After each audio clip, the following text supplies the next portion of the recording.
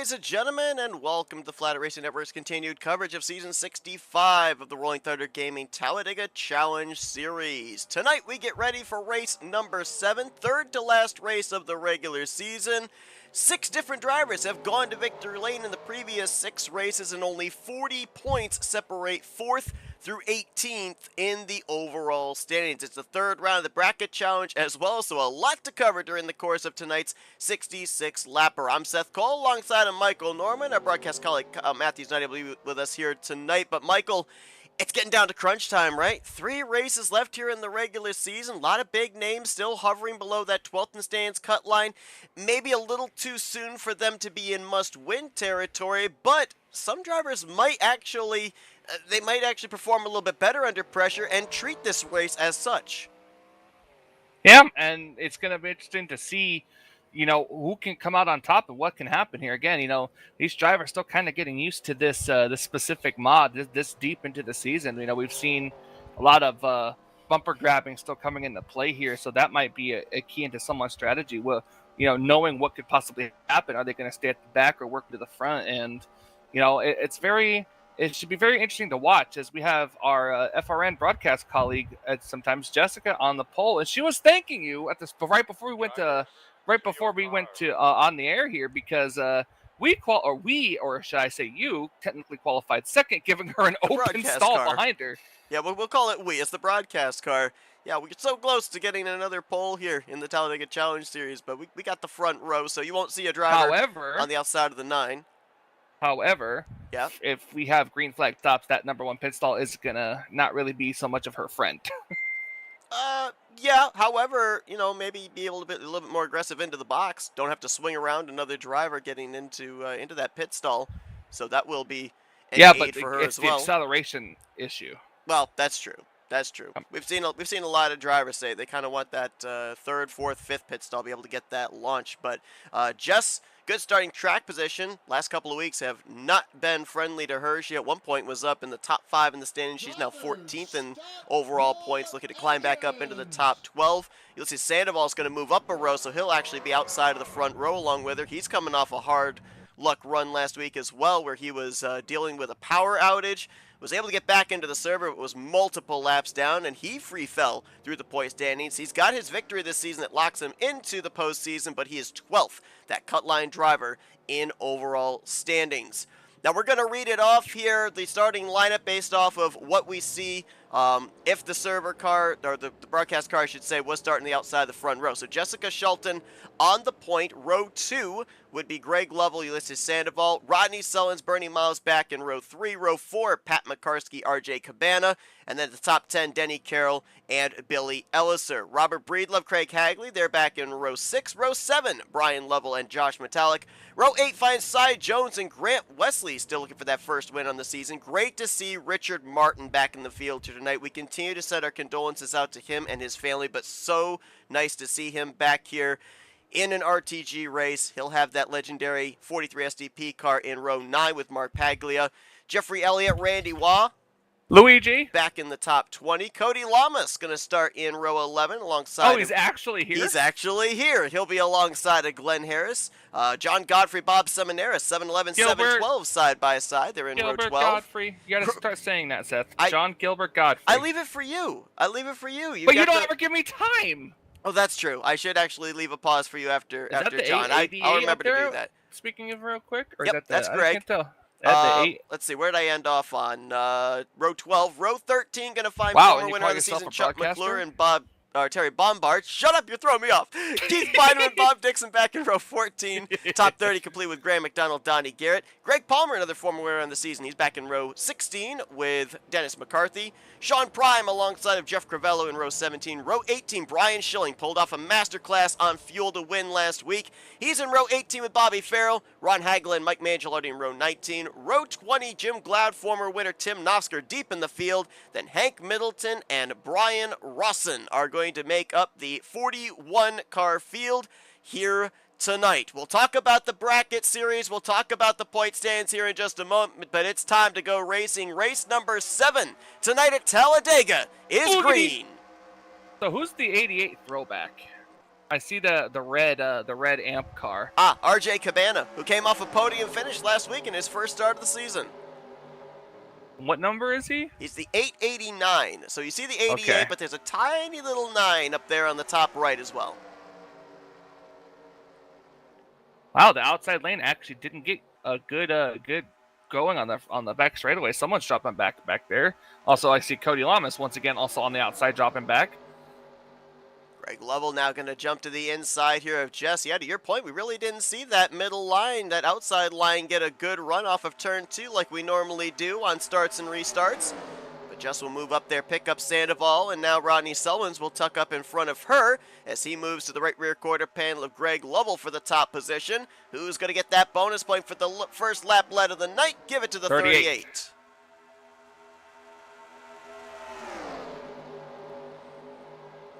Outside lane definitely comes into play once it gets organized up there.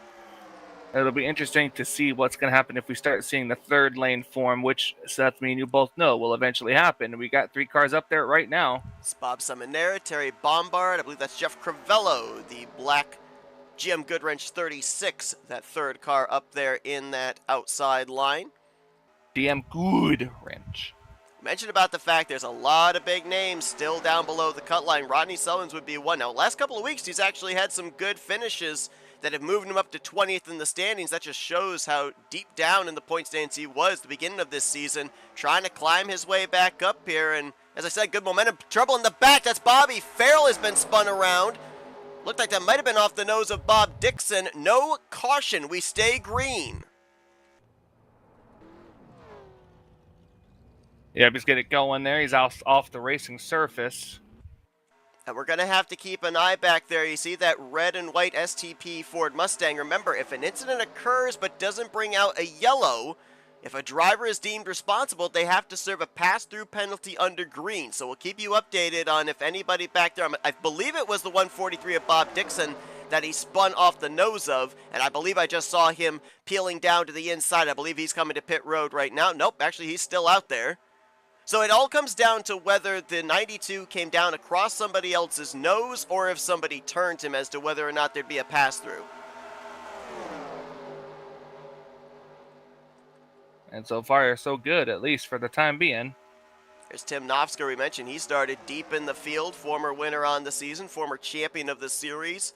Rolled off the grid 40th. He's up to 34th place right now. Donnie Garrett slicing and dicing back there, that gray, red, and black 77.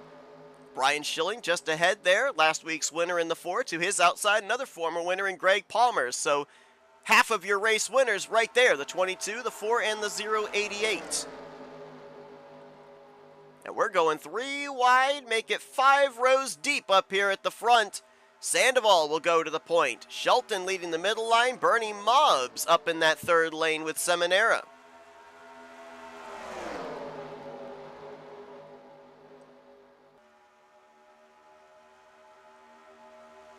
Pat McCarskey going to make his way by for 4th. Shelton will now tuck down in front of Denny Carroll, the 5th position. Sullen's now leading the middle line. Looks like a lot of drivers abandoning that middle line there. Josh Metallic kind of by his lonesome. Now Rodney will tuck down. Billy Ellerser's going to get stuck in the sucker hole. And now Pat McCarskey moves high. There's nobody to draft with as they'll start freight training him on the bottom.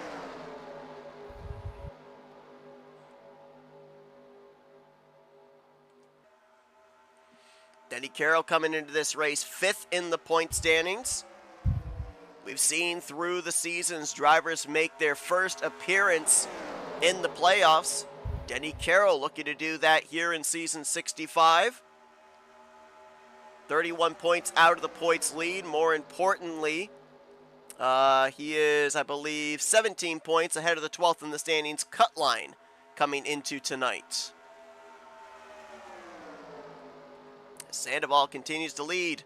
Another of our former winners on the season. We saw him get his first career win earlier on here in season 65, locking himself into the playoffs. Was a factor in the playoffs last season, just barely missed out due to a post-race penalty of advancing into the Final Four.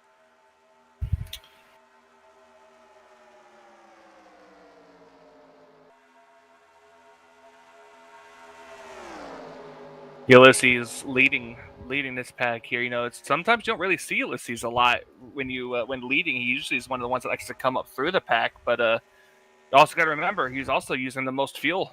True. Jim Glaude in the 72, Ron Hagelin the 111.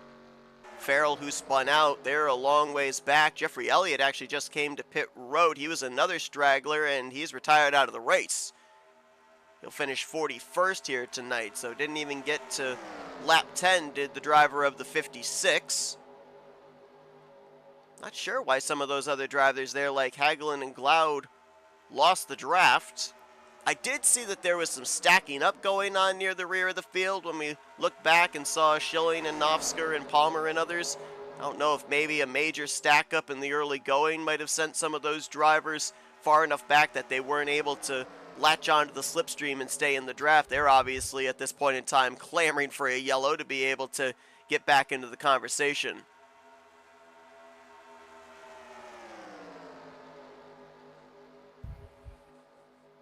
Jim Glaude, of course, was very much in the conversation Monday night in the Bare Bones Racing Series at Pocono. Needed them to not run just one more restart, and he probably would have been in victory lane. Close call there. Greg Lovell making a move and almost got hooked off the nose of RJ Cabana. The question is, was he making a move? Trouble in the back. A big wreck behind him. Big wreck there. Just past the start-finish line. Drivers just coming to a stop, waiting for it all to culminate in front of them there. Terry Bombard is spun around in that. Was Cody Lamas one of them that made it stop? I don't know. There's Hank Middleton, the Jesse Love car. Whoa, look out. That's McCarthy trying to get it going again. Almost clipped Billy Elliser. Someone's smoking back there. Are they? Oh, yeah, Mark Paglia. It's been a tough season for this 28 car. He has, I believe, made every start this season. He has scored 2 poles, but he is 31st in points, and this does not look like a good sign of him making it the rest of the way in this race. Leastwise, not up to speed. Hagelin, Glaude, Bobby Farrell, this is the caution that they needed, as I'm sure we'll see everybody on pit row. We were about halfway through a fuel run. Let's go back and see if we can find out exactly what happened.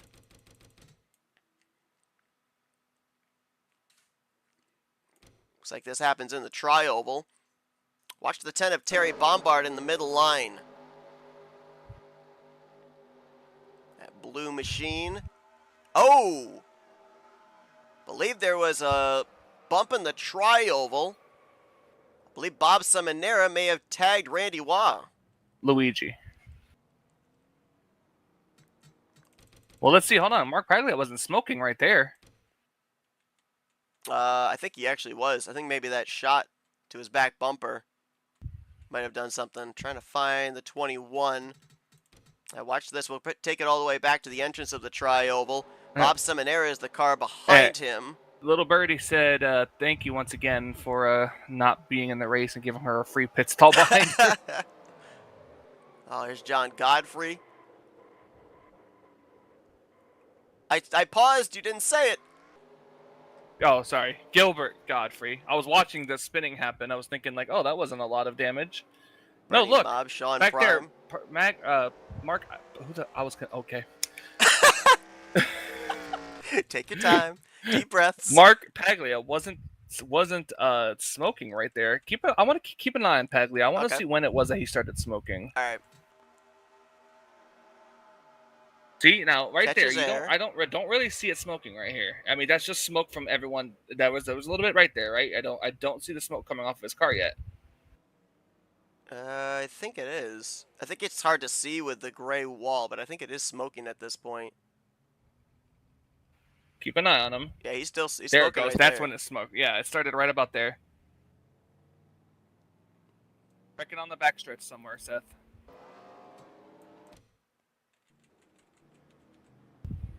Let's see if we can find Possible. that here. Nope. Glenn Harris and Craig Hagley. Somebody accidentally hit the retire button. Oh no, that'd be Donnie Garrett. Oh, that is Okay, the killer. 36 just kind of clobbered the back of the 8 car. And then Hagley, I don't know where he was going, unless he got a bump from behind.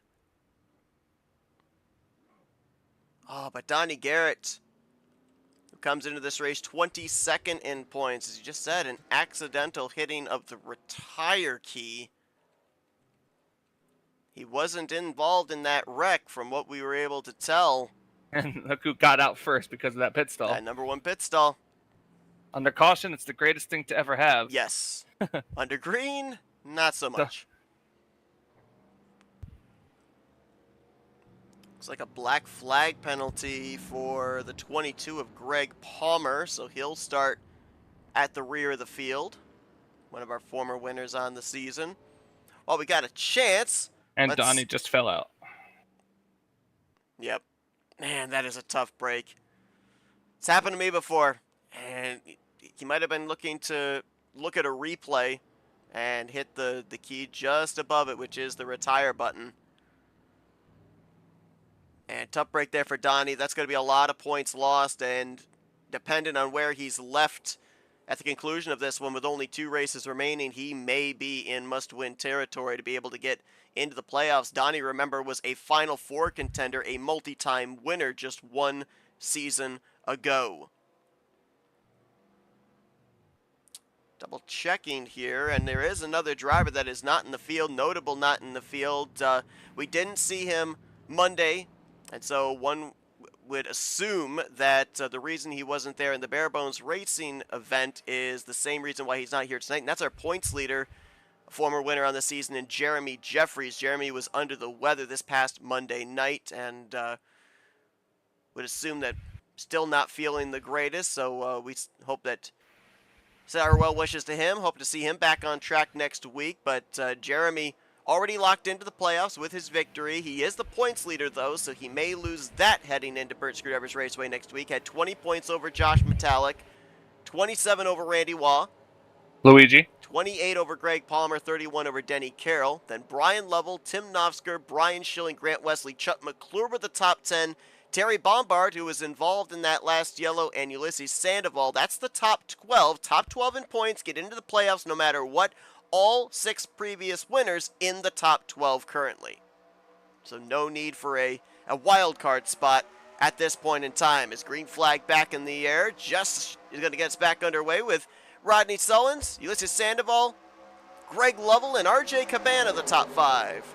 Somebody going down below the apron after the restart. I think that was Paglia, who is off the pace. I think he's just getting out of everybody's way. Outside lane really, once again, not quite formed up yet. They don't have the numbers either. There's only 2 of them up there, and then a gap back to Denny Carroll. Well, now the 41 has caught up a little bit. The draft is no joke. Just trying to control both lanes here, but that usually doesn't work out very well. As now Ulysses going the inside. Now, Just says this is a bit of a strategy for her. While, yes, it's nice to lead, but with being the leader, you use more fuel. True. See Grant Wesley, that bright yellow 88 on the inside line. Yet to go to victory lane here this season, and right behind him, the 43 of Richard Martin. I know we're not supposed to. Oh, no! We'll get to that in a minute. Big one has happened. Over in 1 and 2. And I would definitely like to know what started that one, because I saw Ulysses get sideways. Got a bump. He was the first car in that pack. Oh, and Cody Lamas just blinked out. Who was the car behind him? It might have been Greg Lovell. Brian Schilling around, Tim Nofsker down there on the lower portion of the screen. Oh, he's got some damage on the left side of that Nationwide Chevrolet. I think we're losing Cody Lamas as well. I watched him. What is going on with Hank Middleton? I don't know if he just got spun, if he was just driving backwards the whole time. I did see some skid marks up there against the outside wall, so he might have gotten some help. We'll check in and see what happened with him in a moment. But yeah, let's look at Ulysses Sandoval. Because I mean, he made a good save, and I don't think he lost too many positions from it. Crossed the line in 7th, if I'm not mistaken. So RJ Cabana is the car behind him. And he right on his back bumper. Never got off of him.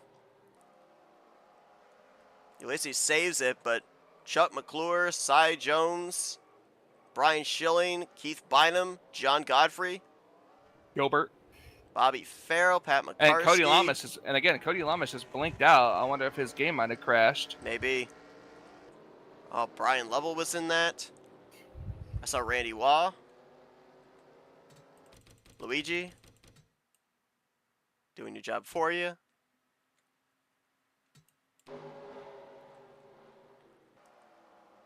Sean Prime rides the wall to get by there.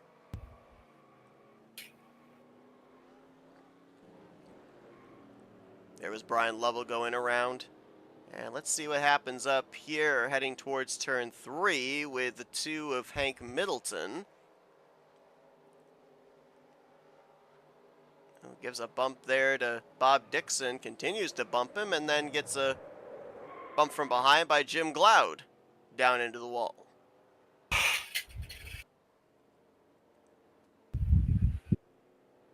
Yep, the wreck was so intense it crashed Cody's game. Oh boy. Well, he's back on track now. I wonder if they'll give him his laps back because he fell into yellow. I would assume so. He might not even be a full lap down, depending on that too. I think regardless of if you get back in the same lap as you fell out, I think the game still gives you a 1-lap penalty, if I remember correctly. Unless maybe it's a road course or something like that, but I think at most speedways that I've seen, it still puts you a lap down.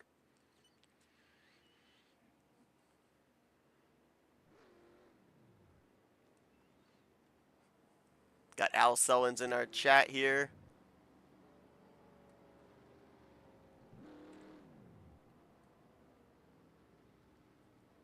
So Greg Lovell is going to inherit the race lead. It looks like only 2 drivers stayed out under this caution period. Everybody else came down pit road. Someone with fuel only. Some elected to take on some tires.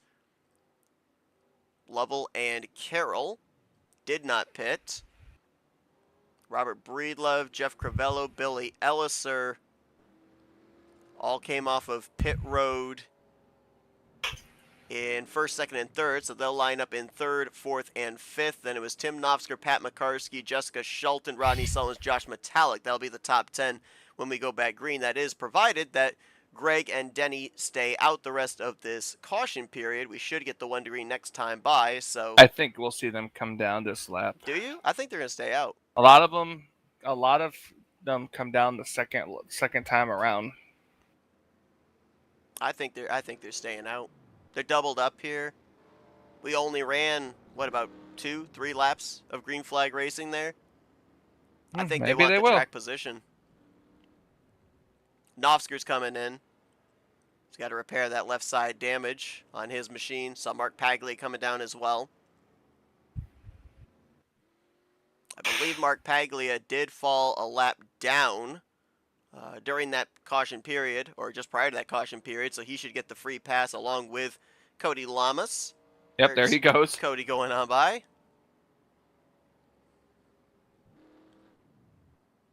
Lights are still on the pace car this time. We'll see if they turn off at any point. Yeah, I'm not sure.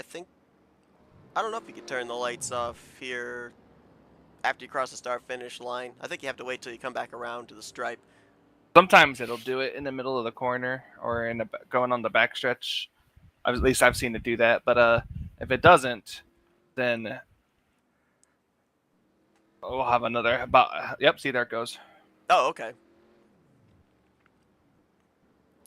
All right, we got the chance. Let's talk about the bracket challenge as we are into our final 8 on the winner's side of the bracket. We're putting a lot more emphasis on the loser's side of the bracket here in the next couple of weeks, as we still have a number of drivers still in contention for that. I believe coming into this week, we have a total of 16 drivers that are vying for 8 spots on that side. But here tonight, Brian Schilling will be moving on to the next round with Jeremy Jeffries not in the field. Bobby Farrell is taking on Mike Mangialardi. Let me double check Is Mangialardi in the field? I don't remember seeing him, but that does not mean that he's not there. Nope, he is there. So you got the 92 and the 29 inverted numbers going up against each other here tonight. Billy Elliser is taking on Denny Carroll, and Terry Bombard is taking on Randy Waugh. Luigi. I almost said it in place of you. Oh, I just like to sometimes give it a dramatic pause. I was pausing for effect, as they say. So Greg Lovell will be bringing us back to green with Denny Carroll. They'll be a couple laps shorter on fuel than everyone else behind them that all pitted during this caution period. Robert Breedlove, Jeff Cravella, Billy Elliser going to be your top five, with Jessica Shelton, Josh Metallic, Ulysses Sandoval, Sean Prime, and Richard Martin going to be your top 10. 50 laps to go. Green flag back in the air.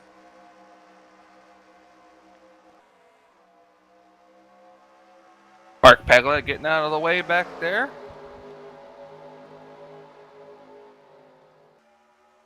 Paglia did not get a lap back here under this caution period, just to confirm on that.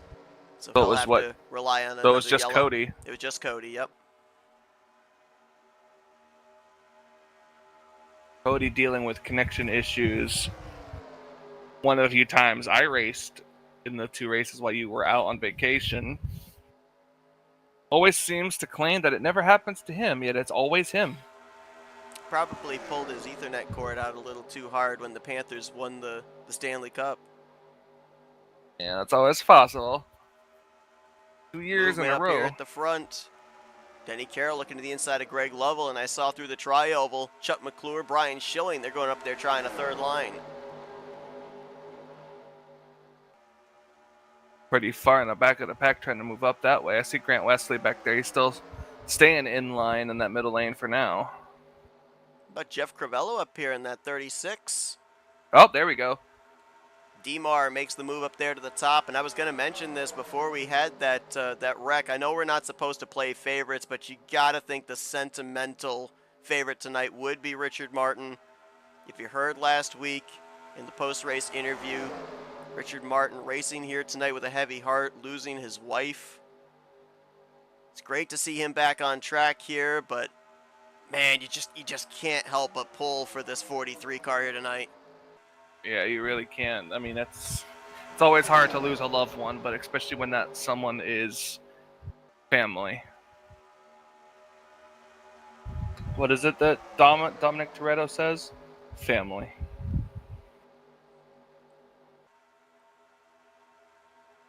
That's all he says.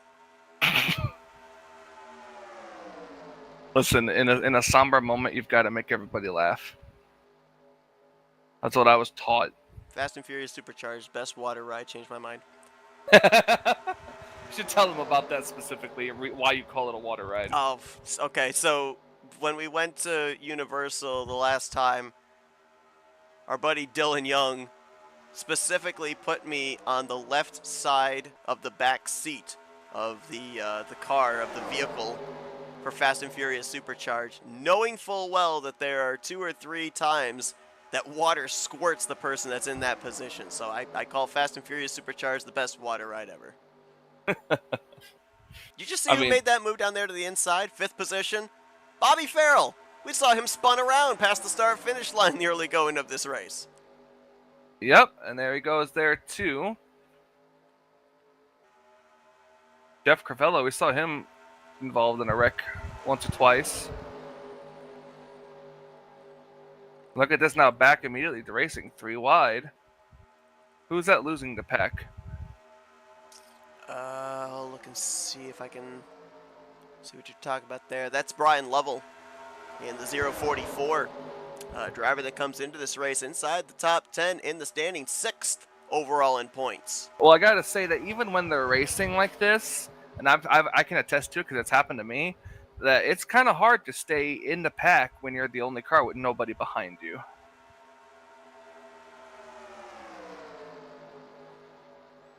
I believe unfortunately, Brian's dealing with some damage, though, too. I think he was involved in that wreck in the tri-oval, if I'm not mistaken. Might have been the one that slid up and caused Mark Paglia to go up on 2 wheels.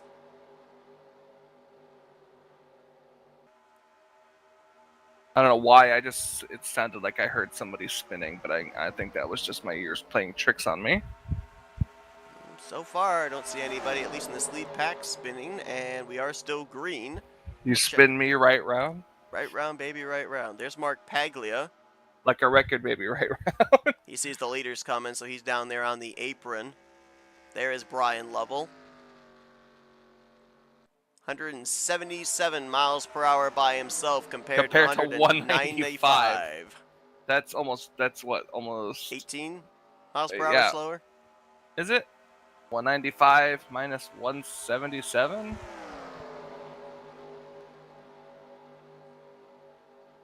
Man, why are you making me do math in this You podcast? asked the question. I'm not making you do it. You opened up the door with the question. You asked the question, I gave an answer, and now you're questioning my math. I was gonna say that was almost 30 miles an hour, but that would have just made me look like an idiot. It's 30 in kilometers. Shut up. Stop making fun of the fact that I only got a C in math. They told me I was never going to use any of that in real life anyways. Oh, that's opposite from me. I was told I was going to use it in every walk of life. Top 5 got single filed out. Josh Metallic now will get clear for 6th. Still leaving him 3 wide with Shelton, Bernie Mobbs, Jeff Crivello. Mark Paglia saw him coming to pit road when the leaders approached. He's retired out of the race. He'll finish in 39th here tonight, joining Donnie Garrett and Jeffrey Elliott. Jeff Crivello actually kind of holding up the outside lane a little bit. And now he's in the sucker hole there with Ulysses. Now he's going to try to come down low, but Ulysses pushing him past the hole that he tried to get into. Might be able to tuck down there in front of Bob Dixon if he so chooses. Ooh, Ulysses. A little sideways there. Almost up into the left rear of the Sunoco Ford of Cy Jones. Cy Jones picking up a Challenger win at Pocono. Or no, I'm sorry, correction. He ended up bringing it back for a top 15 finish after having to get a late lucky dog at Pocono Monday night. Your broadcast partner on Monday nights, Sean Prime's getting up towards the front here. Yes, he is. Sean trying to get back up there into the playoff conversation. Got Metallic just ahead of him. Went on the road for a couple of weeks, wasn't able to race, and he was up inside the top 5 in the point standings at that point. Dropped down through the playoff grid with the couple of no-shows, but now trying to work his way back up. Talked with him on Monday night, and we were talking about that fuel strategy race that we had at the close of the BSR event and just how close it actually was. Drivers throwing out the idea, do we stay out, hope for a yellow? Do we come to pit road for the security? Now, we saw some drivers go with the security strategy, and they netted some pretty good finishing results. Other drivers, they went with trying to stretch the fuel under caution, and for Brian Schilling it worked, but he had Josh Metallic, Chuck McClure, Grant Wesley all running out of fuel on the final lap. You got to try what you can to get to the end and get the win. So, I was never one to get a good fuel strategy race going, but that's just me personally. I've learned over time. Normally, if I have a good fuel strategy race, it's somebody else telling me what the good fuel strategy race is going to be, and I just go, yeah, okay, sounds good. The last time it was me coaching you to a win at Charlotte. That's right. On a stream, that was like I was going to say, I was just about to say like 15, 20 seconds behind what was actually happening. You got plenty of fuel, Michael. I'm at 3 fuel pressure. Not on my screen, it's not. And my screen's what matters. Metallic gonna go to the point.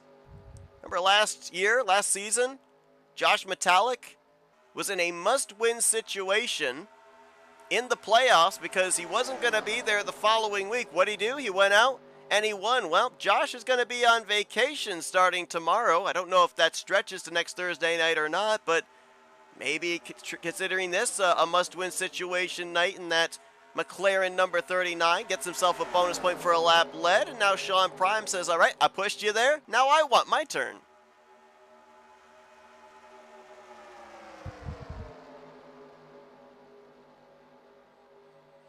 Metallic with a chance of going into next week to be the new points leader. Second in the standings, 20 points behind Jeremy Jeffries, who's not in the field here tonight. Craig Hagley up there, second on the outside line in the 82.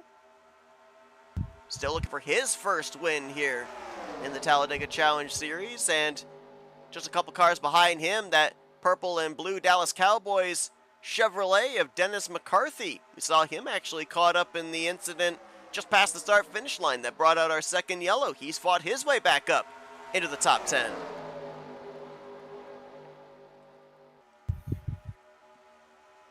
Yep, Josh Metallic, outside lane, finally gets a good run, and he's taking the lead down there. Now Jess moves to the inside with Sean Prime down there as well, and Seth, when did we go back green?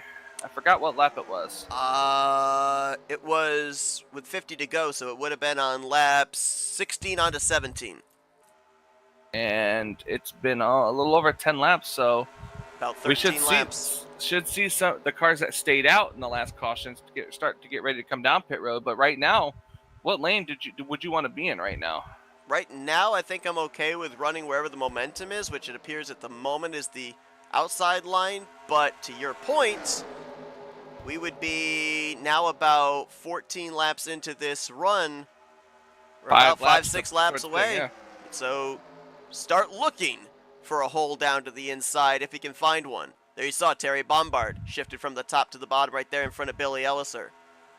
And the drivers that you referred to that we would see on pit road a little bit sooner, right there nose to tail, Greg Lovell and Denny Carroll. They stayed out under the last yellow, so they would have to pit about 1 to 2 laps sooner. Yeah, I feel like we'll see them coming into pit road in the next 2 laps. Question is, do they come by themselves? Do they have some other drivers? Well, they're going to have no choice to at that point. Well, what I'm saying is, are there other drivers that are willing to cut going further and decide to come to pit road with them to give them at least a couple more for a nice big pack once everything cycles around?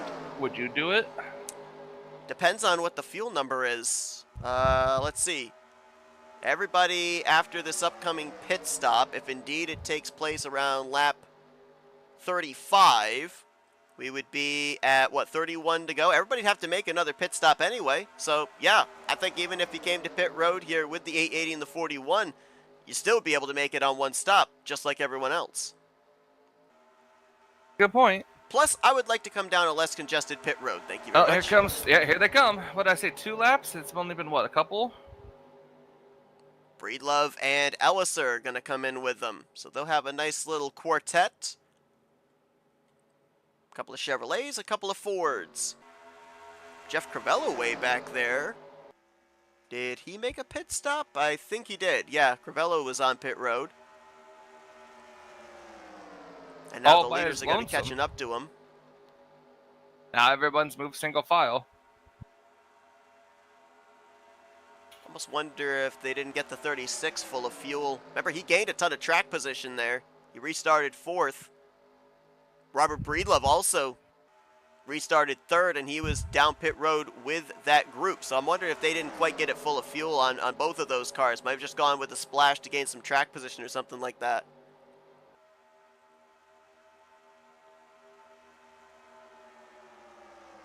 So we should be... So we're talking about maybe 3 laps. That's the number I was thinking too. Now, yeah, about 2 laps now, I would think. Because, as you can see, these cars are just single file now. So we'll see if the king of pit road, Grant Wesley, can gain 2 spots on this round of pit stops. Always seems to gain positions, gain track time on pit road. I don't know where he gets it. I don't know if it's on entry. I don't know if it's on his launch for exit. But somehow, someway, he always seems to come out with a net positive. He's 3rd right now. Stuff lighten up, so I guess we'll see if these cars are coming down now. I guess the interesting thing to see right now is if cars will stay out of the way, because I know that when I raced, there's a couple times where we came up on cars that were coming out of pit road that just didn't want to get out of the way. Bob Dixon just made a pit stop there in the 143. Looks like Cody Lamas also was on pit road. Almost by himself. I'm surprised.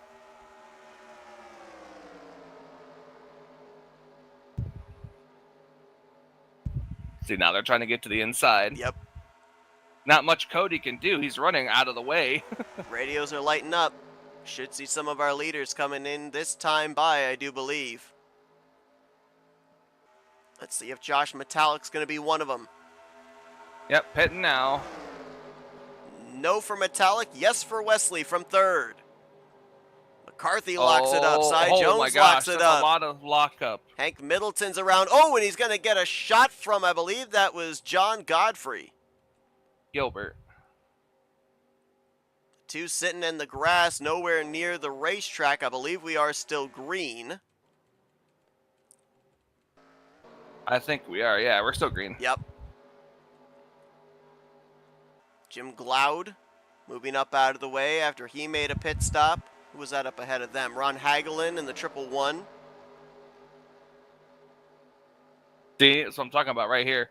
I mean, they're kind of in the middle of the pack, but at the same time, it's like they're still lap cars, and they're now trailing on the inside of the racetrack. But now here comes the rest of them. Look at all the skid marks from everyone locking it up. Oh, boy. Oh, Randy, wah! Luigi. He got it. He saved it. We're good. Cut it right down there to the inside. Might have been able to high-five that blue wall on his way by. He was that close.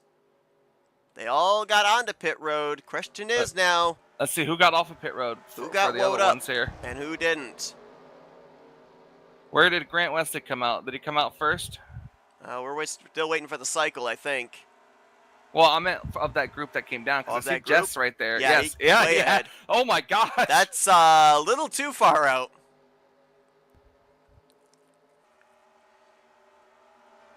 Keith Bynum looks like he's going to gain a ton of spots here on the pit stop cycle. The incident we saw there at the entrance of pit road, Hank Middleton getting T-boned by John Godfrey. Those two drivers have retired out of the race. So yeah, that T-bone, I'm sure, wasn't exactly the lightest of contact. No. So Hank will finish 36th. Hank will finish 37th, and John will finish in 38th. As trying to figure out where our race lead is at the moment. I think all these drivers ahead of Grant are actually. No, I don't think they're lap down, because Ulysses is part of them, too. I think they're on the lead lap. Sean Prime. Looks like he's going to cycle out to the front here with Metallic, Hagley, Schilling, and Sullen's going to be the top five. So Grant coming to pit road a little bit earlier. It did not actually pan out in his favor. He's going to cycle around to 9th, 10th, 11th, somewhere in that position. Yeah, but don't count him out. Oh, no, I'm not counting him out. I'm just saying it didn't cycle him up to the front when he was inside of the top three when the pit stops began, as now Rodney Sullen's going to make something happen on the bottom of Brian Schilling. Might have been a little door bang right there. A little bit. Little contact maybe. It's his paint scheme. He can rough it up if he wants to. Slide job.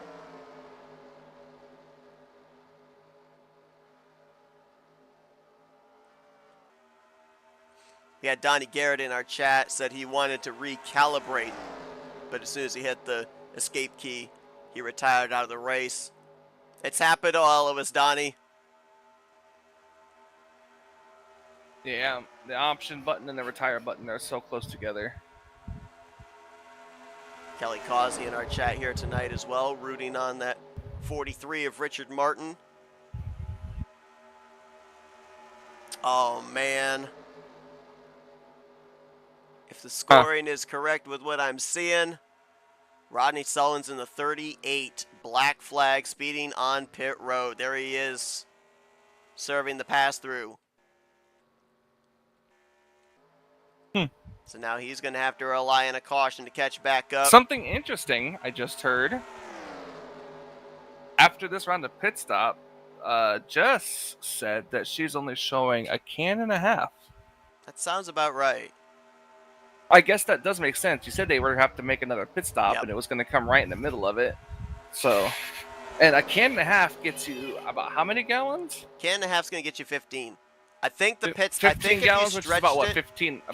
15 laps? That's what I'm saying. 15. It'll get you 15 laps. So if my math is correct from kind of the median lap of when these drivers all came down pit road, final pit stop's going to have to take place around lap 54, which I would think be they 12 came laps around to that. go. Yeah, they came. I think they came around 34-ish, Yeah. 33 to 34. So you're talking about 12 to 13 laps that you're going to have to get into the tank.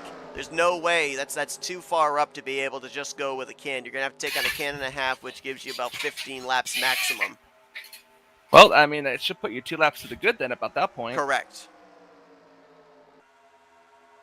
Does Sean Prime stay where he's at? Do these guys just run there? If you were metallic, do you just ride?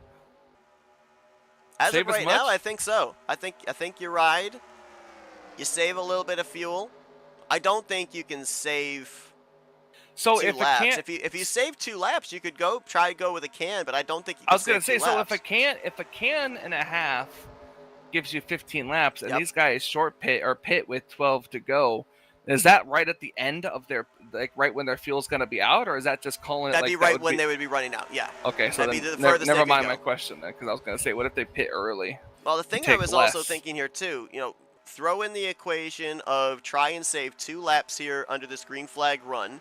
Well, we know somebody who can. If you do that, then you could come down pit road, maybe save some time with only taking on a can of fuel, which would get you 10 laps. The other thing I'm thinking here too, do you run the gamble in preparation for the end of the race? We saw last week, race ended under caution and drivers tried making it under pacing on fumes. If you come down pit road, you take on only a can of fuel, you get a caution with about 2-3 to go, race ends under yellow, can you then save the 2 laps of fuel that you were lacking, that you didn't take on pit road under pacing again, and kind of have a repeat of what we had 1 week ago? Maybe? I don't know. That's possible. Okay, but here's another question. What if we get a caution at any point during those final 12 laps?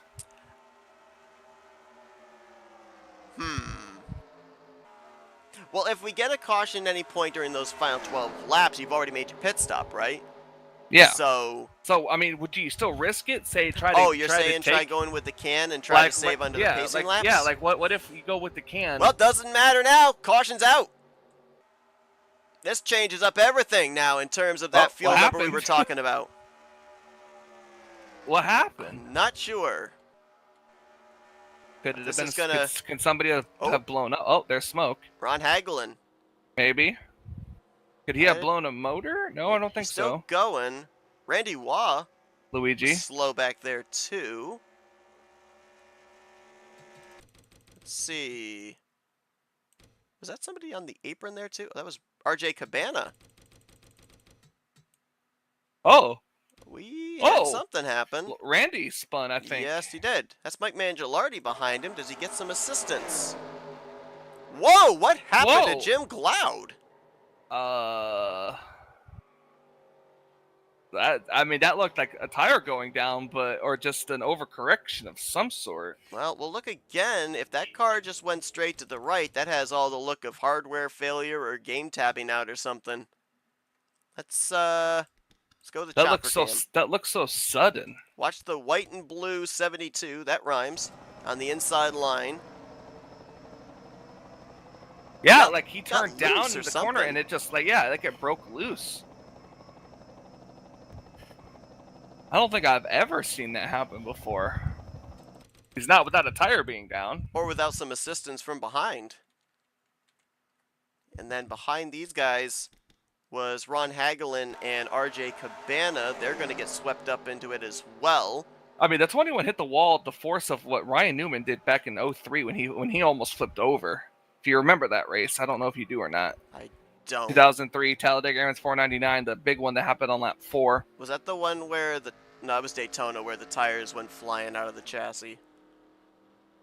Oh, that was also Ryan Newman flipping at Daytona too. That's what I'm saying. That's the Ryan Newman that flip one I was the one where we actually had the Talladega one was not only the one where he almost flipped over, but it was the one when the tire actually bounced out of the racetrack.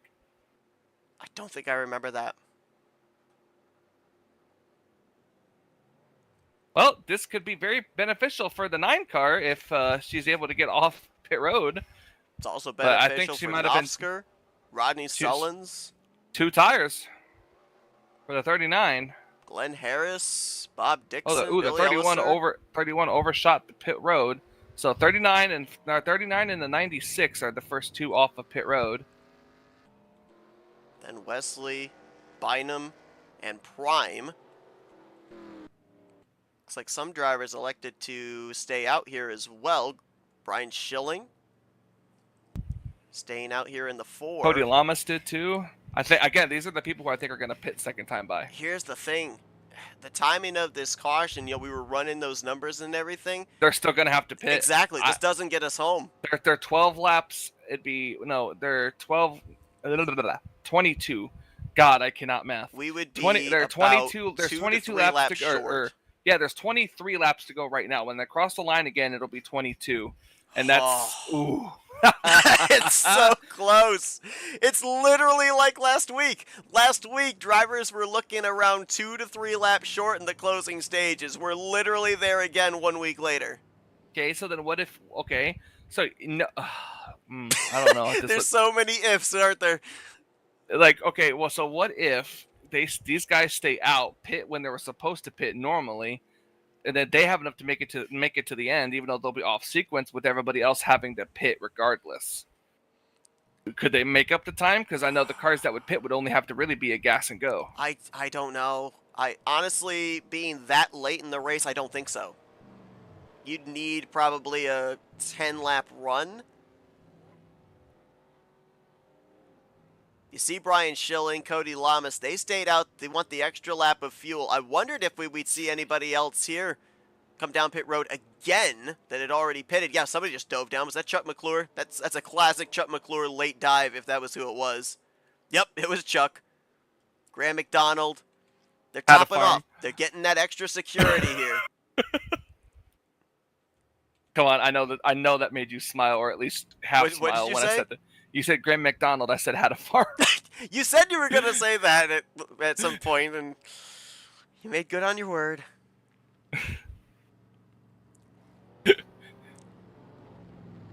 Can't help it. What was it that last time you said it? I think it was, you said Graham McDonald had a farm, and they were stacked up, and I went 3 wide, 3 wide, oh.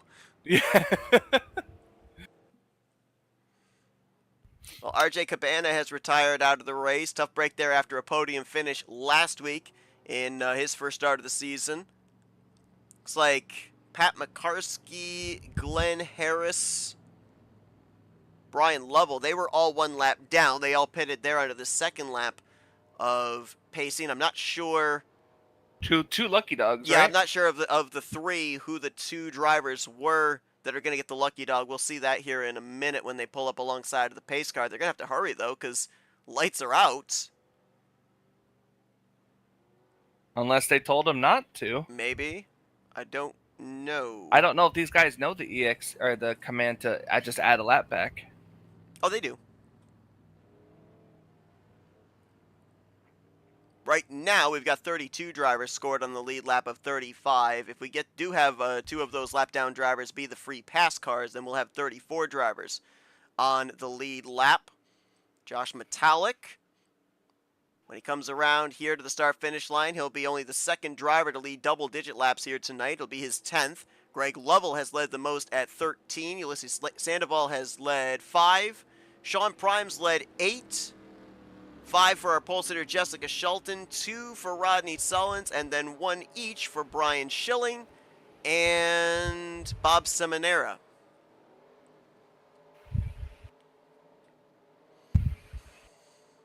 Oh boy. Right now, most of these drivers are short 3 laps to the finish. Bob Seminara, 2 laps. It's going to end up being 2 laps short. Says he hopes a caution comes out soon. We're stacking. And there it is. There it is. We stacked up and we're still piling in. Did Prime maybe miss a shift or break a gear? Because he just suddenly stopped. He might have. We're still hitting each other here. It's bumper cars on the front straightaway. Cody Lamas involved in it.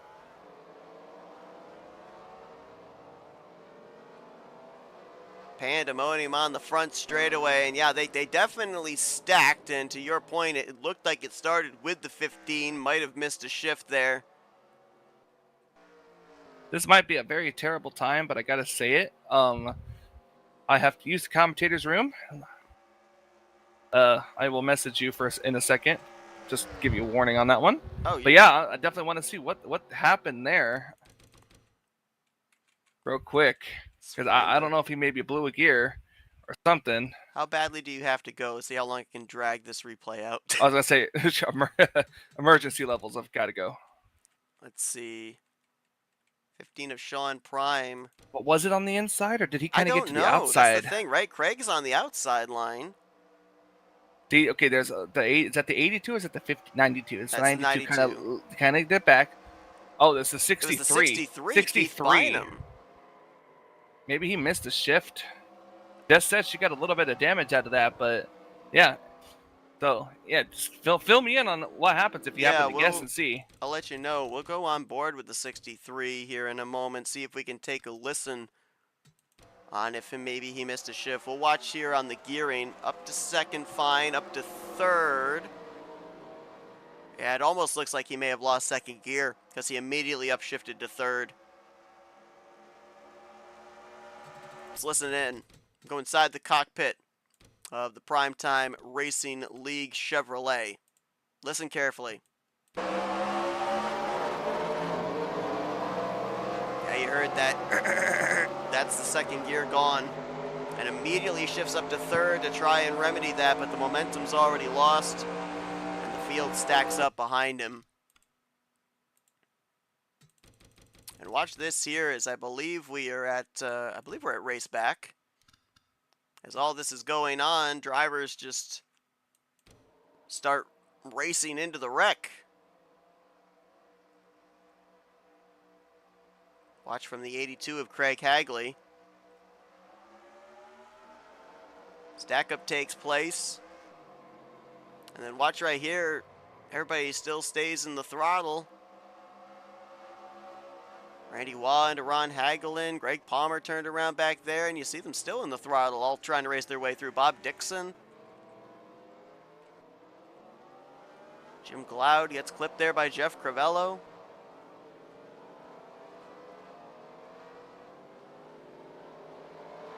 Some caution out for the fourth time here tonight. This is the yellow that a number of drivers wanted to see, that we're trying to make it on fuel. But a number of drivers that also wanted to see it were caught up in the wreck, and we had about half of the field on pit road, probably most to repair some damage in some shape or form. As Josh Metallic will continue to lead. Let's go inside the 39. Are we saving? I bet we're saving.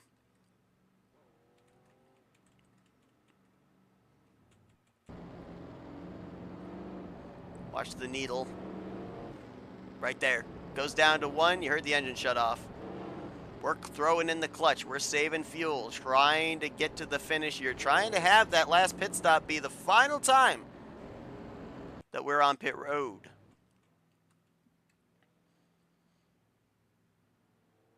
So just to confirm, it looks like Glenn Harris and trying to find who the other Lucky Dog driver was. We did have 2 Lucky Dog drivers under that last caution. Brian Lovell was the one that did not get the free pass, and he will get it under this caution. So our remaining 35 drivers will all be on the lead lap here on the upcoming restart. I think Cody Lamas might have actually been the other lap car that got the free pass under the third caution of the evening.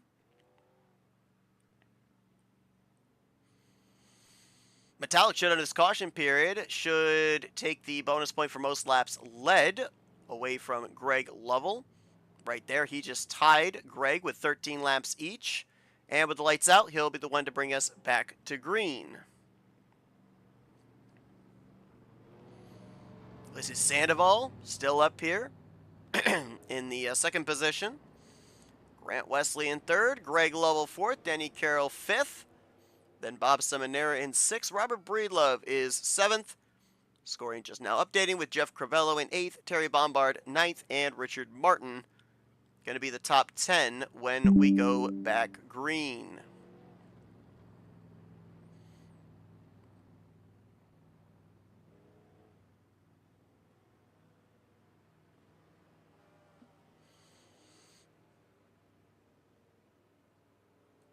Well, a reminder that Tonight's race will close out our week of broadcasting in preparation for a full schedule next week, Monday night.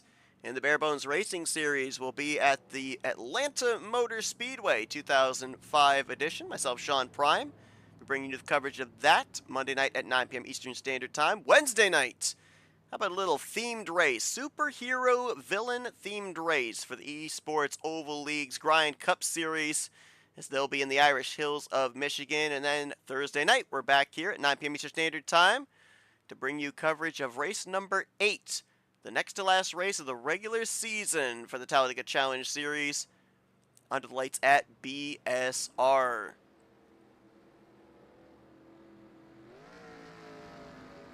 Pace car going to make the left-hand turn to pit road. Maybe for the final time tonight. We'll have to wait and see.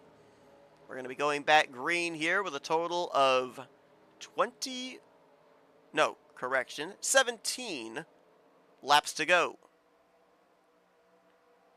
Should have enough fuel to make it the rest of the way with the saving they've been able to do, but we'll have to wait and see. Josh Metallic will bring us back under the green. Great launch for Grant Wesley, who's going to give him a nice little push there going into turn number 1.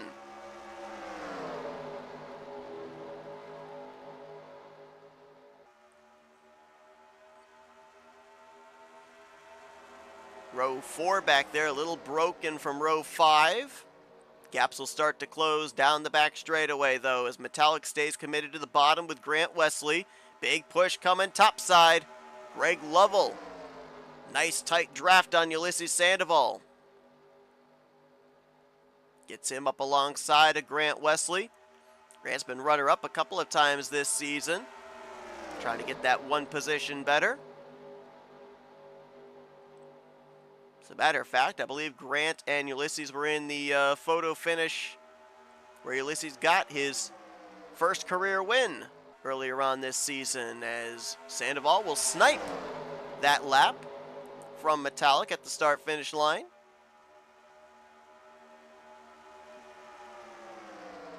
His 6th lap lead of the night for driver 96. It's like Keith Bynum, missing second gear, has been able to still stay with the pack. I was kind of wondering about that on these late race restarts. Second gear is crucial, especially if you're towards the tail end of the field, but looks like he is in the draft and still good to go. He's just hoping not to see any more restarts here. 3 wide, topside there, Robert Breedlove, Jessica Schulten, Sean Prime. Brian Schilling trying to make something happen as Sandoval continues to lead after clearing across the nose of Metallic to the inside line. Greg Lovell leading the middle groove, and now he and Seminary will move up to the 3rd line, block that advance. Seminary now going to start moving down to the middle line with Greg. Robert, Jess, Sean, and Schilling going to stay up in that 3rd groove for the time being. Terry Bombard side by side with Lovell for 5th. Terry coming into this race just above the 12th in the standings cut line, 11th in points, and only 2 points to the good. Breedlove now jumps down to the inside line. Just caught in the middle with Prime looking to the right rear. Crivello on the inside. Jess will now tuck up in front of Prime. Those 3 will try and work their way up to the back bumper of Seminara and Lovell. Try and get that middle line going again as top 4, almost 5, clear on the inside line. Sandoval, Metallic, Wesley, Carroll, and now Terry Bombard.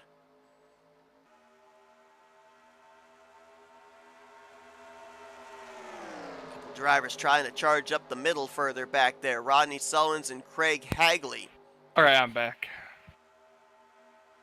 We got confirmation. Second gear lost on the 63. It can happen just that quick. Yep. So I guess that should give these guys pretty good to the end now. Yeah, we went back green with 17 to go. So we're They definitely in saved the window if they saved enough. Oh, well, they'll be able to save again because caution waves for the 5th time here tonight. Wonder what happened this time. It's on the back straightaway. Sean Sean Prime Prime, again. Glenn Harris, Randy Randy Waugh. Waluigi. There's a car facing backwards there. That's Mike Mangialardi. So for you space fans. And Greg Lovell. Greg was up on the outside line, trying to make something happen around 5th, 6th position. Bernie Mobbs with damage on the left side of his Citgo Chevrolet. I just happened to notice something while I was away. For all of you space fans out there, or I should say Starship fans, they were doing a static fire on Starship Ship 36, and it exploded. Oh. On the launch pad, and it was exactly what everyone thought would happen if that happened. Let's try and figure out what happens here. Greg gets kicked up to the 3rd line.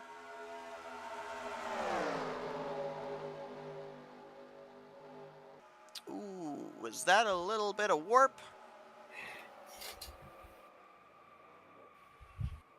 Almost looked like there was some warp there. Or maybe a little hitbox between the right front of Brian Schilling and the left rear of Greg Lovell. Let's see if TV2 can tell us a story.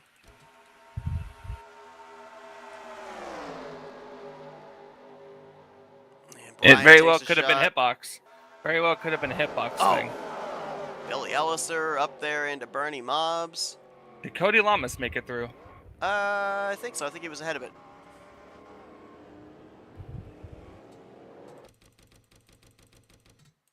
Let's watch the aerial cam. Let's see. Cody Lamas. No, he was right behind it. Actually, on the inside. Yeah, it was definitely hitbox. Oh, that shot right there for Billy Elliser up into Bernie Mobbs.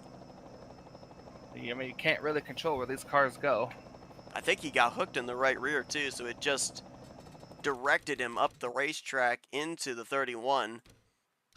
We'll focus on the 26. Watch this. He's back behind. Gets down to the inside to avoid, and let's see, does he get tagged in the right rear? Oh, gets tagged in the right side, but you can see how it directed his car up the track after the contact with Dennis McCarthy. Tim Nofsker gonna sneak his way through. I believe Nofsker's car is off the pace. He's kind of been at the rear of the field most of the evening after getting caught up in an earlier incident. Yeah, he is off the pace. He's back here with Bob Dixon. Watch as Nofsker makes his way up here into the vicinity of the incident going on off of turn 2's exit. Where do I go? Where do I go? Go low, go high. Positions.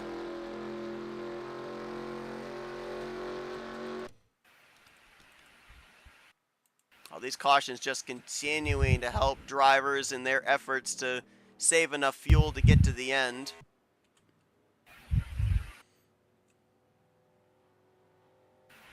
Where did Metallic go? Okay, he's back there in 7th. I thought Josh was in 2nd or 3rd when the caution came out. Did we have pit stops? We couldn't have.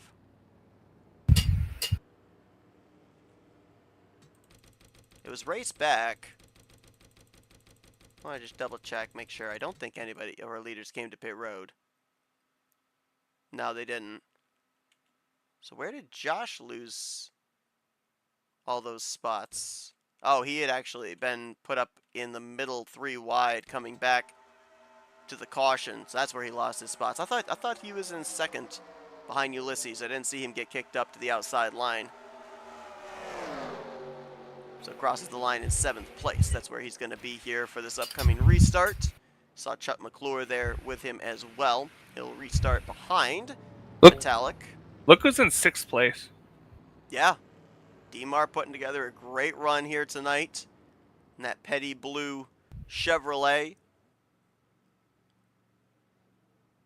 Random qualifying draw put him 17th on the grid. If you're looking for the driver right now that has passed the most cars in based off of where he's running now as opposed to where he took the green flag, it would probably be the 36 of Jeff Crivello, who right now is scored in 8th, and he rolled off the grid from 34th. And this should be an interesting run to the finish. Nobody involved in that wreck out of the race. All have continued, though there was some pretty extensive damage on both Greg Lovell and Sean Prime, so jury's out on how up to speed they're going to be. And this restart's going to be with 9 laps to go. 2 cautions since we had the whole crunching of the numbers, so we can throw all that math, all that strategy out the window. They've had about at least 4 or 5 pacing laps since then to be able to save fuel. Should be good to make it the rest of the way, provided they got the tanks completely full the last time they were down pit road. So now, you got what you got, and it's time to duke it out for less than 10 laps here tonight.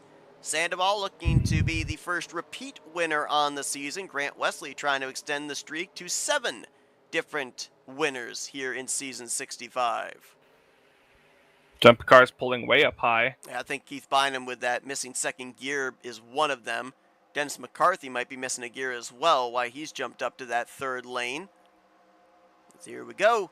9 laps remaining here at Talladega. Green flag back in the air.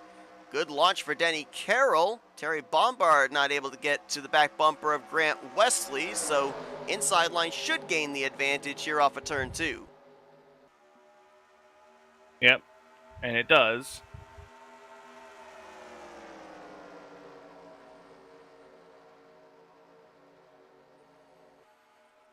Now the inside is going to be losing the momentum now. The 96 should have came up off the corner.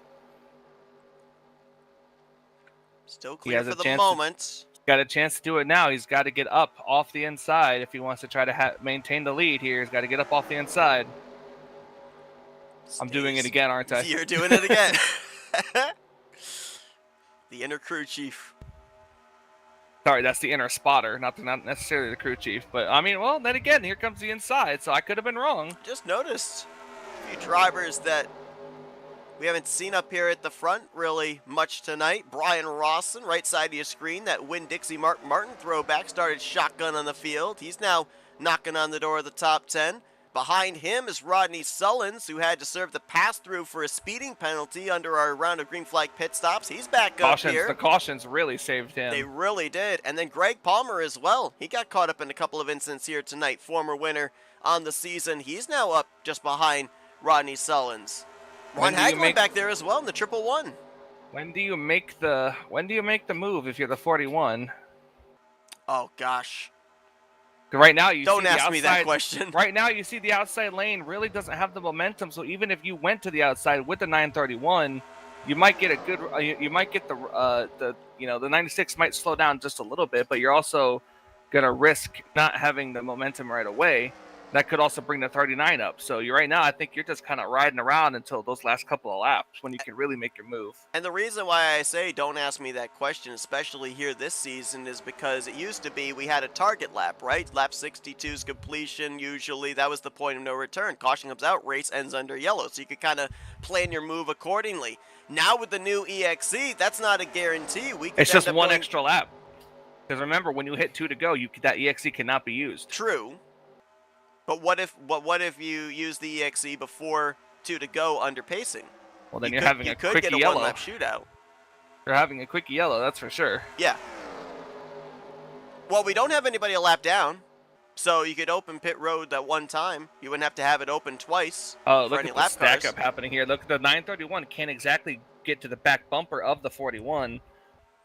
At least through the corners, you see that, right? Like he slows down. Maybe that's on purpose. Could be. But I guess we'll see, because you see now that he's on there, but the 41 just isn't making a move yet. Could be backing up to the 39, trying to generate a run here. Could be maybe saving a little bit of fuel here as well. I don't know. I don't know if that was just normal, like move up off the bottom, off the corners, or if he was really thinking about it that time.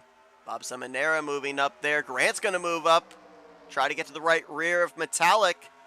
McClure going to follow him. Seminara, Terry Bombard as well. Now Bob's going to dive to the bottom. It'll just be Grant and Chuck up there on the outside line, waiting for Terry to try and draft up to him. Outside lanes kind of broke up a little bit now. You've got momentum, but you don't have a lot of cars with it. That could be all that the 96 needs if he can get side by side with the 41. He'll lose the 41 in the corners, but he'll gain on him on the straightaways. Yeah, you stay stagnant in the turns, but then you're able to get that little extra momentum here on the high side. More likely on the back straightaway than here through the tri-oval. I don't know what it necessarily is. I guess it's just, since you're turning left, it's harder to keep the bumpers lined up. Well, we are now at the lap. We're now at the lap where no matter what happens, even with an EXE, it will not. The race will end under yellow. So now if that momentum is up on the top side, like you said, if you're Denny Carroll, even Robert Breedlove, who's clear right at the moment, yeah, do if you you're go Ulysses, up there? If you're Ulysses, you don't want to get too far out. At this point in time, too, I think if you're Ulysses, you're committed to the bottom. Even if the 41 makes a move up there on the top side, I mean, dependent on how much space you've got, you're pretty much stuck where you are. You're just hugging that yellow line and hoping that that outside line doesn't charge forward. And you can see the 96 pulls away slightly into when they dive off into the corners. That's because the 41 gets right to his back bumper at the point where he can't push anymore, so he has to let off. Breedlove now to the top. He'll try to get alongside Denny Carroll for second. Now is the outside lanes formed, so now is when the 96 really has to look, because he can make a move up there, but if he makes it late, there he goes, see?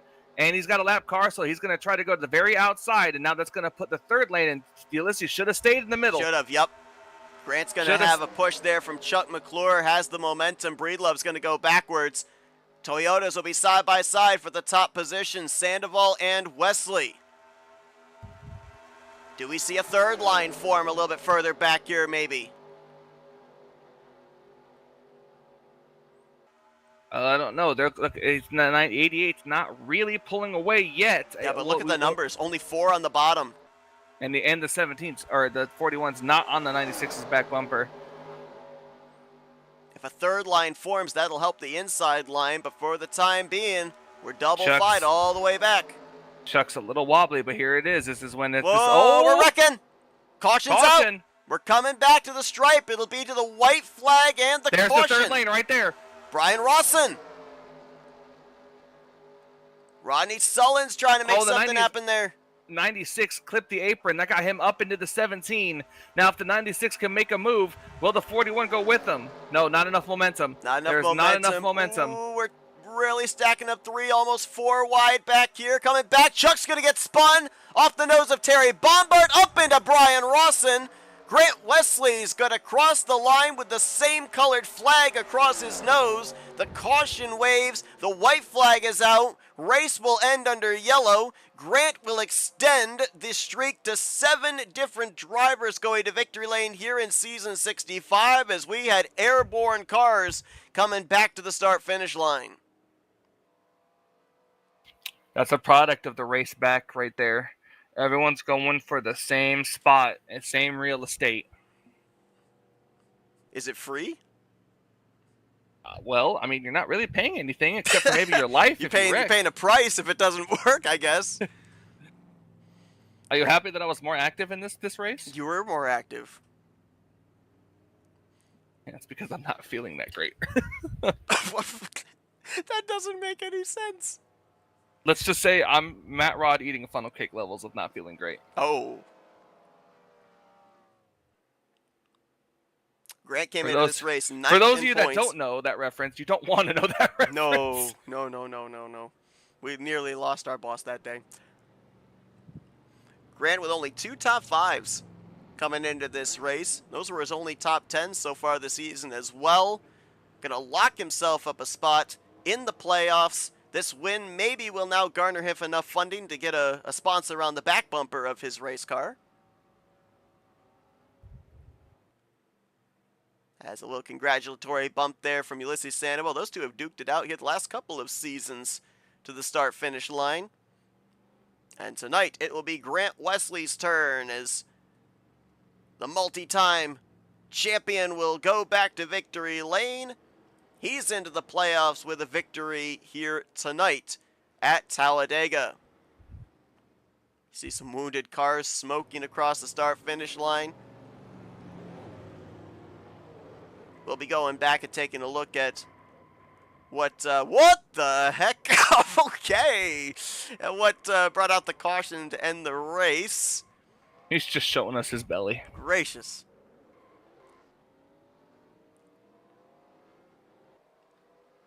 There's always one. We say that there's always one. Rodney was the one tonight.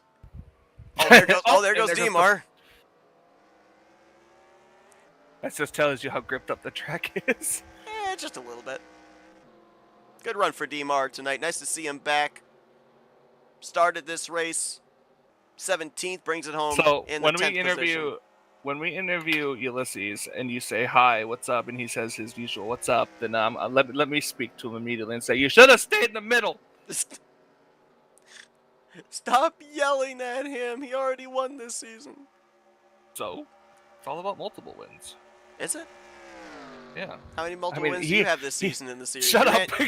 You ran twice. You should have won twice. I mean, it's not like I didn't try. They gave you a pity poll. Yeah, they did. You don't really race this much, so here's a poll for you. Do with it what you want. You are the underdog. Have this. I'm the overtaker.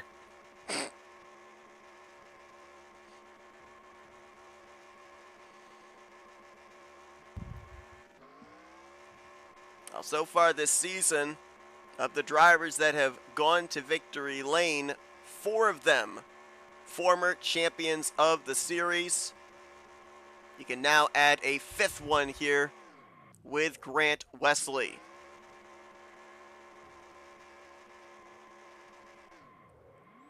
Only 2 races left here in the regular season.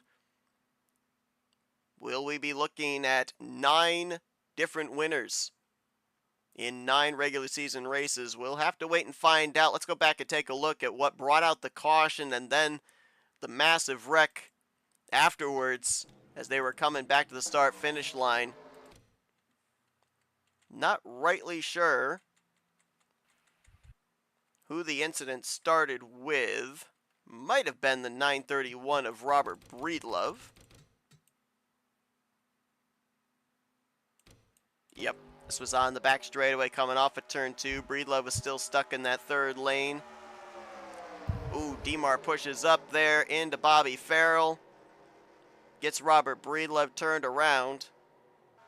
Only car involved, but brings out the yellow nonetheless. And then watch this race back.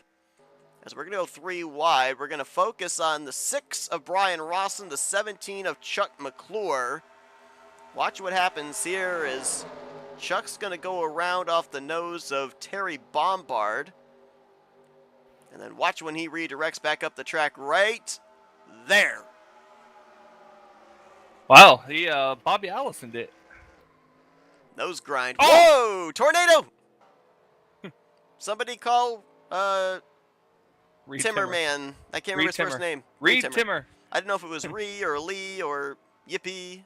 R-E-E-D. Murder the man! Oh, he missed. Oh. At least he crossed the line. That's all that matters. He did. Did cross the line. Well, not down. I feel like he's going to finish. Also, real quick, when we go to pull up our interviewees, look who's in the conference room. We knew that was going to happen after that wreck. Yeah, more than likely. So Grant Wesley with the win. Ulysses Sandoval in 2nd. Denny Carroll going to bring it home in 3rd. He'll stay up in the top 5 in points. He's going to get to a point here either next week or the following week where we're going to be talking about drivers that are locked into the top 12 on points if they can build enough of a cushion. Denny Carroll will certainly be close to that conversation, if not already there. Josh Metallic, after leading, I believe he led the most laps here tonight. No, not quite. Ulysses Sandoval actually did. 18 circuits out in front to Josh's 14, but spent a good portion of this race out in clean air. Top 5 there for Josh. Bob Seminara, great run in 5th. How about Pat McCarskey? I'd have to check and see. That might be Pat's first top 10 on the season. And As he I was look, involved in a couple of and wrecks himself. yeah, that was his first top 10, so well done to him. Rodney Sullivan's great comeback after he ended up having the speeding penalty, finishes in 7th. Jeff Crivello in the top 10 all night long in 8th. Comeback run there for Greg Palmer in 9th. As I said, great run there for Richard Martin. Good to see him back in a solid top 10 run for him. Pole sitter Jessica Shelton in 11th. Ron Hagelin in 12th. 13th for Craig Hagley. Cody Lamas in 14th. He actually finished a race. And Graham McDonald finishes in 15th place with Billy Elliser, Cy Jones, Brian Schilling way back in 18th. Brian Lovell and Chuck McClure, who was in that wreck, flipped across the start-finish line. I think he might have been the smoking car that went across the start-finish line to take the checkers, finishes in 20th position. Look a little bit further down here. A number of drivers finished off the pace, including Bernie Mobbs, Tim Nofsker, Glenn Harris, Randy Waugh, Luigi. Sean Prime, and Bob Dixon. We saw Brian Rawson finished upside down on his roof. That was coming to the white flag lap, so since he had to call the tow and was not able to come around for the other lap, he finishes the lap down, as does Greg Lovell in 34th and 35th. Had a half dozen drivers that did not reach the conclusion in RJ Cabana, Hank Middleton, John Godfrey, Gilbert, and Mark Paglia, Donnie Garrett, and Jeffrey Elliott. So that will take us into our FRN post-race wind-down. It's time to dial up our podium finishers here this evening. Let's kick things off with the driver that brings it home in the 3rd position here tonight. Let's get a hold of Denny Carroll. User was moved to your Denny, channel. it's Michael and Seth up here in the FRN booth. You got us? Oh, hello. Great run for you here tonight. 2nd top 5 on the season. The consistency has definitely been there for this Crown Royal Chevrolet. 5th in the standings coming into tonight, trying to build that cushion to that 12th in the standings cut line. Great run for you here this evening, and really kept that car up front all night as well. We saw a number of drivers kind of move forward, fall back. Not the case for you. Yeah, Rodney Sullivan's paint job fast. Definitely is. I mean, obviously everybody wants to win, but a lot of drivers talk about big picture racing as well. Situation you're in there, up inside of the top 5, drivers moving around trying to figure out where the momentum is. Is it on the bottom? Is it on the top? And then, of course, that mad scramble when the caution comes out to get back to the white flag. Where are you at in terms of looking for checkered flags or looking for the consistency, just looking for those maximum points as we draw close to the end of this regular season and you're eyeing a playoff spot? I'm looking for points. That's why I just stayed tucked behind Ulysses. I know no matter what, I'd get a top 5 if I didn't do nothing stupid. Obviously, coming into this race, as we said, top 5 in points. You're going to build off of that here as well. With 2 races left to go, you starting to feel a little bit of a comfort level here in being able to lock yourself in on points? Or with the big fields we have and how close the points always seem to be, do you still kind of approach these final 2 races still with that same mentality of looking for points? I don't never get comfortable. It's just there's a lot of luck involved in this speedway racing, like missing accidents and stuff. So I just approach each race like I'm last in the points and try to get all I can get. I love that mentality. That's a good mentality to have. A lot of drivers adopt that big picture racing, and we've seen consistency as a result. We see that with this 41 car here in season 65. Denny, a great run for you here tonight. Another solid outing. You're going to keep yourself up there in the top 5 in the standings as well. Should climb a couple of spots if my math is correct here too. So looking good heading into our penultimate race of the regular season next week. Before we let you go, floor is yours for thank you, sponsors, and shout outs. I'd just like to thank my wife and family and all my loved ones that lives around the world. And thank you guys for putting this on. And I'm going to get off here and go watch it. Denny Carroll, 3rd place performance here tonight at the Talladega Superspeedway. Looks to continue to build on the consistency here with 2 races left in the regular season. Looking for his first berth in the playoffs. Best of luck the remainder of this regular season, Denny. Thanks, guys. Let's see if we can now get a User hold was of moved the out driver of that your brings it channel. home 2nd place here tonight. Let's see if we can get Ulysses Sandoval. User was moved to Hey, your Ulysses, channel. Michael and Seth up here in the FRM booth. You got us? Back at usual, right? Good old second. Why did you not stay in the middle lane when you had the opportunity? Well, TeamSpeak, after I went high, TeamSpeak was like chaos, so I just went back in there as for because I was scared. You went to the middle lane, and then one person created a third lane. You decided to go back to the bottom lane for no reason. You allowed Grant to get around you. Yeah, I was well, screaming up here.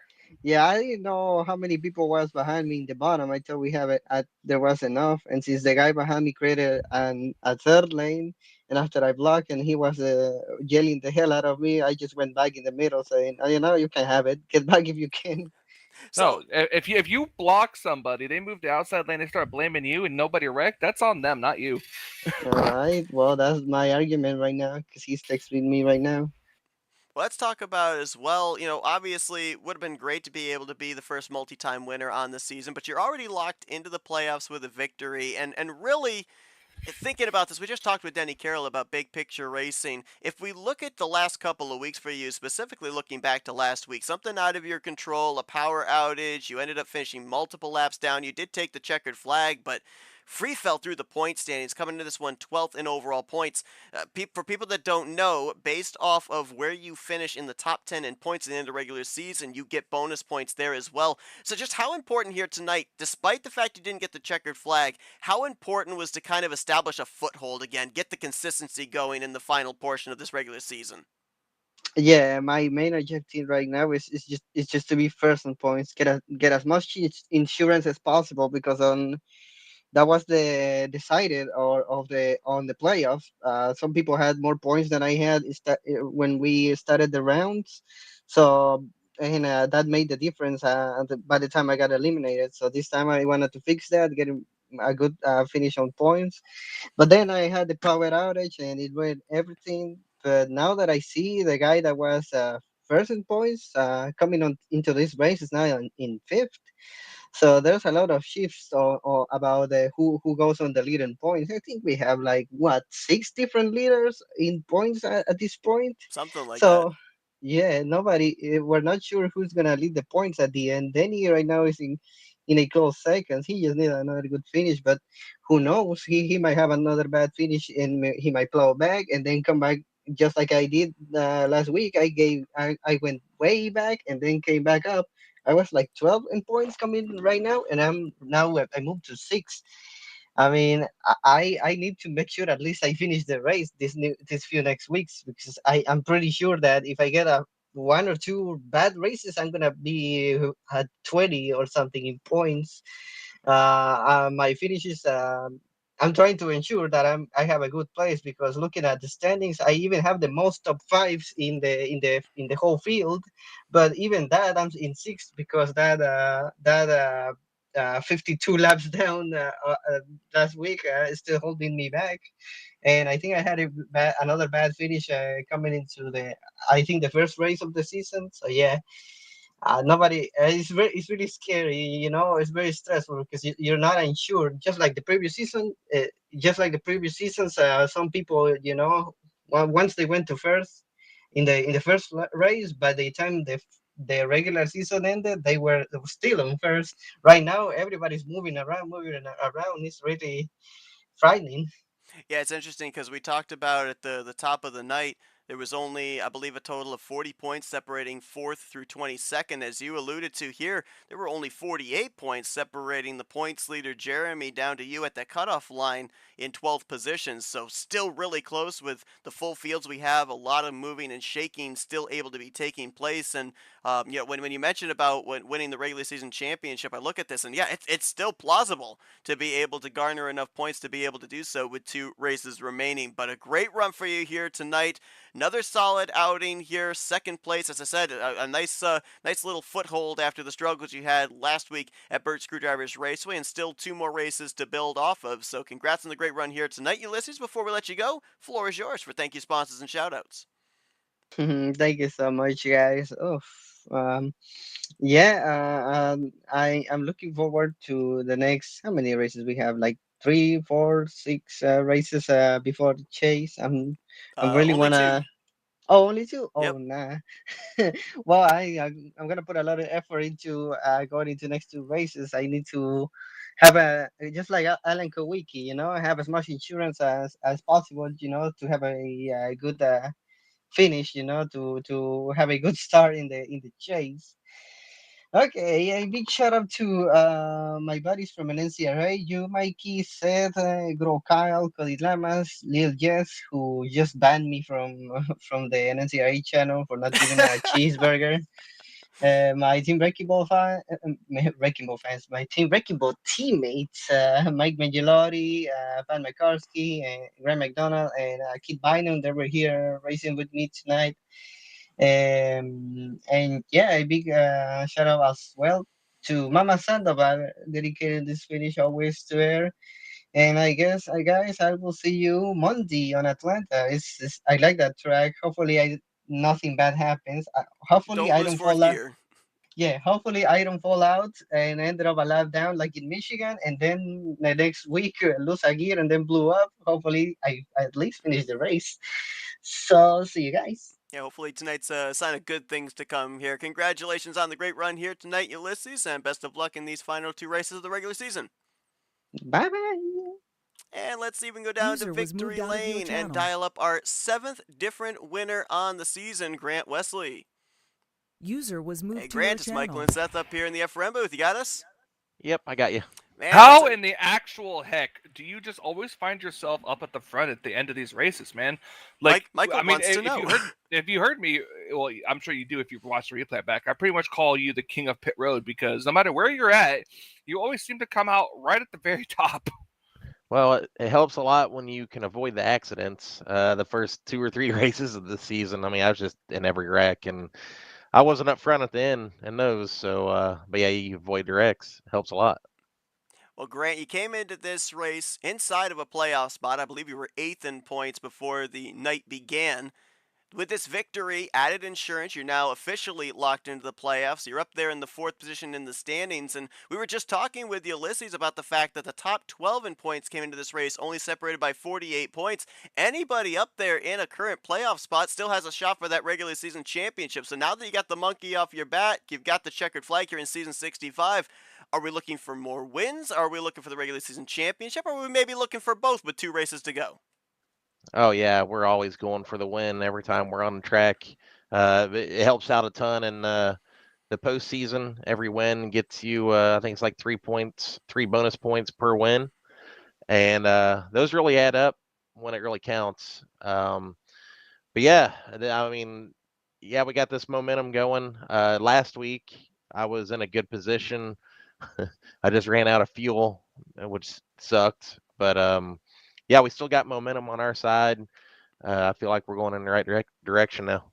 Yeah, here tonight it was a question of fuel, and then we had those couple of cautions, no longer a concern. But one thing that we kind of noticed here at the end of this race was it seemed, at least for us, and I would assume it would be for a driver as well, a little bit difficult to figure out which line to go in, where was the momentum, because it looked like, at least for the middle and the inside line, first two, maybe three cars, they were all lined up together. But if you looked at the fourth, fifth, sixth cars in line, there was usually a gap, or there wasn't quite the momentum needed to propel the respective lines forward. So at that point in time, when you're leading that middle line, are you just basically hoping that everything pans out behind you to have the momentum be in your lane, or is there something that you're able to do as the leader of that line to kind of guarantee that you're going to be edging out ahead of the inside line? Yeah, anytime. I mean, it's all about the first 2, 3 cars in the line. If you can basically look at your mile per hour, or at least that's what I do. If you're running 198, 199, you got a pretty good idea that that line's got a good draft. If you're any slower than that, then you kind of know that maybe there's a few guys not as tight as they should be, and that's when you make the moves to a different line. But yeah, I just kind of look at the mile per hour, and like I say, if you're the first 3 cars in line, you gotta be tight and get that line moving fast. Great win for you here tonight. Able to close it out there. I mentioned about the fact, too, I don't know if it's just based off of the Matt Crafton scheme or whatnot, but you don't have a rear sponsor. So maybe this win can get you some funding to fill in that back bumper or something. Oh man, yeah. So I painted this car Yeah, you're right. I definitely missed that panel right there. That could be some money coming in for sure. Maybe it makes it more aerodynamic. Maybe a little less drag putting a decal on that back bumper. Who knows? Yep, yep. But yeah, I wanna give a shout out to Robert Breedlove, man. I'm sorry for hanging you out there. There with a couple laps to go. I restarted in that second lane and it wasn't really moving. I moved down low, found a hole in front of Chuck, and I just want to thank Chuck also for kind of getting on my back bumper and pushing as hard as he could. And we moved up, and Breedlove moved up in front of me, and we were going to the front. Ulysses seen we were coming. He moved up in front of Breedlove, and I was dedicated. I was bearing down on his back bumper. I was going to shove him right into the back of the 96. And about that time, the 931 shot up to the third lane, and I just squeaked right in the middle. And then I'd like to thank Ulysses for moving back to the bottom and giving me the opportunity to lead that lane. Well, Grant, a great run for you here tonight. Victory locks you into the playoffs as you look for another championship here in this series, up to fourth in the stands as well. Some good footing preparing for the final two races of the regular season in preparation for the playoffs. We'll give you the opportunity here for any other further thank you sponsors and shout outs. Yeah, I'd just like to thank the owners here, Sean Prime and David Cannon. Thank you guys, FRN, for the broadcast, taking time out for us, Mike and Seth. We really appreciate it. The admins here, Josh and Tim and Rodney. I'd like to thank my teammates with XFM, my friends and family for watching, and my girlfriend, Brittany. Grant Wesley becomes the 7th different winner on the season, and he will look to go playoff racing here in a few weeks' time, but still 2 races left to go to maybe get another trip to victory lane and be right in the hunt for that regular season championship. Congratulations on the great run here tonight, Grant. Go enjoy your victory, and best of luck here in these final 2 regular season races. All right, thanks, guys. User was moved out of your channel. I remember a couple of seasons ago, I believe it was back, we either had 9 or 10 regular season races. I want to say it was 9 regular season races. For the most part, we've had 8 with an off week these last couple of seasons, but I think it was the last time we had a 9 regular season or regular race season, I should say. We ended up having 9 different drivers go to victory lane. Michael, we're en route to that. 2 more races, maybe 2 more different winners, going to make things a little bit convoluted in terms of who's going to get Well, into that a was a playoff big spot word. and who is not. That was a big word for you, I Seth. hurt my tongue. And yeah, I mean, you never know who's going to be able to win these races. And honestly, I can't even predict who could be the next one to get the first win of their season right this week. So you have to tune in to find out, honestly, because you saw how exciting the race it can get. So you never know who's going to be the next one in victory lane. And how about that fight for the regular season championship as well? Ulysses told us that about 5 or 6 different drivers have now taken a turn at the top of the point standings. Jeremy not in the field here tonight. Metallic will actually be top of the board now, 11 points over Denny Carroll. So this flip-flopping for the points lead, I don't know with how close the points are. We could be talking about an entirely different driver that isn't necessarily in the conversation in the regular season finale being able to snipe those valuable bonus and playoff points with a regular season championship in a couple weeks' time. Yeah, really good. Points are just that close. And a lot of these, I always thought it was 1 point per position, but I think they run off the old system, right? No, it is 1 point per position. Okay. But consider we I have mean, full fields too. Oh So yeah. you're talking 40 plus points on the table. One little mistake like that, you're looking at the live points, right? Yes. How far did Donnie Garrett fall? Let's see. Donnie fell to 26th, and he was coming into this race 22nd. 4 spots. Yep. Let's see. He is 95 points out of the points lead now. He, coming into the race, was 78 points back. I mean, I'm looking at names down there right now, and I feel like, Donnie Garrett, I feel like Ron Hagelin, Graham McDonald, John Godfrey, Gilbert. Mike Mangialardi, they might be entering into must-win conversation, but might is a strong word because, as you alluded to as well, with how many points we've gotten, how close it is, you have 1 driver, 2 drivers that have a really bad race. Guess what? You can leapfrog them, and so It's not a given right now, at least to me, of anybody being safe on points. Those that have won, we know they're going playoff racing as long as they stay in the top 20 in points. But those that haven't won, I don't think anybody's safe on points. And I don't necessarily think that I think there's a dozen drivers, maybe 15, 20 drivers, depending on what happens these next 2 weeks, that still mathematically have a shot of pointing their way into the postseason. A win would make everything easier for a lot of those drivers below the cut line, but I think there is still a path mathematically for drivers that are below that top 12 and maybe as far down as inside the top 25 to still point their way into the postseason. But we'll have to wait and see how it all transpires here with 2 more races to go. We got Burnt Screwdrivers Raceway next week. We come back here to Talladega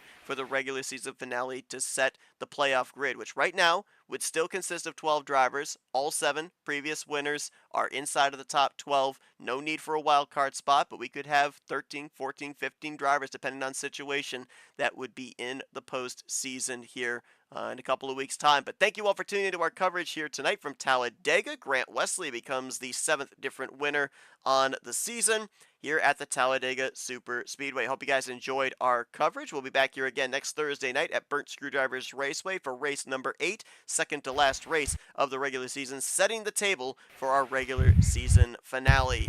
For Michael Norman, I'm Seth Cole. Thanks for spending your Thursday evening with us. We'll see you guys next week as you've been watching another broadcast courtesy of FRN, the Flatout Racing Network.